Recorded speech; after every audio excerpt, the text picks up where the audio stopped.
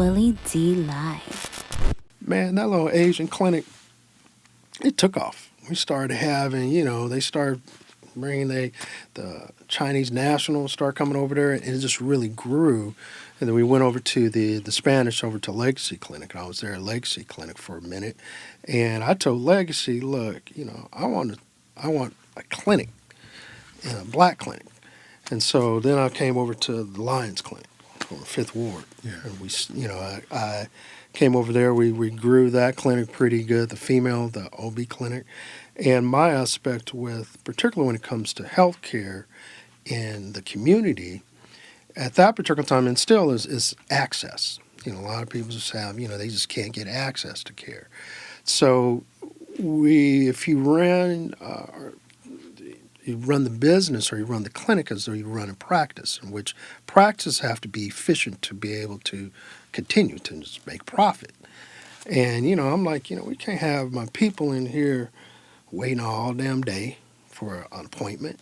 I'm like, let's work on building efficiency so we can build productivity. It may not look great or whatever, but people say, hey, I know Dr. Thompson cares for me and I can get in and out this damn thing.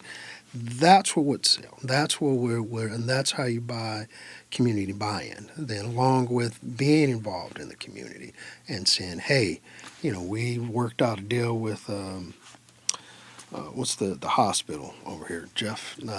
What's the hospital? The major Harris Health Hospital that's over in Fifth Ward. LBJ. We worked out a way with them in which we could get our patients that we know they're going to be needing either surgery or they're going to be high-risk health care to their deliver there to work out with something with them, because I knew in the community, not a lot of people like LBJ, particularly clinics going over there, but if I'm like, okay, cool, you see me, and we provide you the OB care, and then when it's time for you to deliver, they already got your stuff set up. You could deliver, then you come back to me. And that worked out well. We built that pretty quick. But what I realized is that I sat on a few boards, and we know that when you sit on boards, that's where the true decision making is made. You can have all the altruistic hopes of being out there, but until you sit on the board and you on a couple of boards, you understand that in order to really affect change in a particular pick whatever, it's the people at the table who are making the decisions.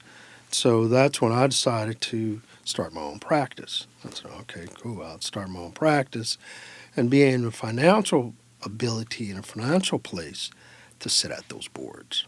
Mm-hmm. And I know that was a long answer for a short question.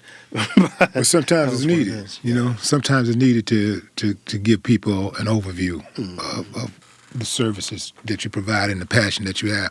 I want to go backwards for a moment before I go forward and make a correction.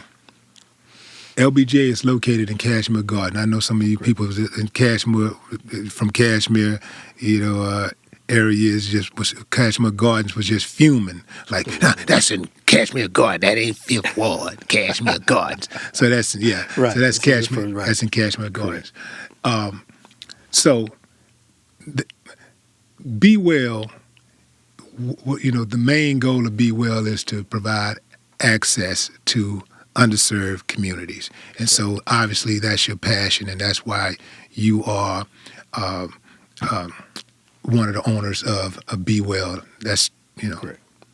That's what drives you, what I'm saying? Correct. Like really like helping underserved communities. Correct.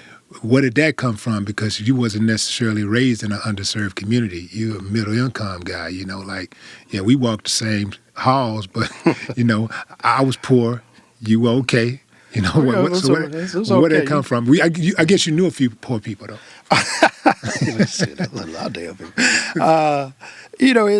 It's one thing, the Good Times, they had a 2-parent family, but they were, they were still surviving. So, my Good Times, my all-time favorite sitcom. Right. And, my stepfather was a truck driver. And my mom, she worked at one of the oil companies, secretary and stuff. So the first one that graduated to go to college in my family. So you weren't that we were all that, but we were, we were okay and stuff. And Man, you never worried about them lights getting cut off. Well, you didn't. Maybe your parents did, but you didn't know. You didn't know. Right. That's the key, because if parents going through it, kids shouldn't know. Right. Yeah. So I mean, they definitely sacrificed so that, and like all of us do. Yeah. But yeah, it's been, it was just going through it.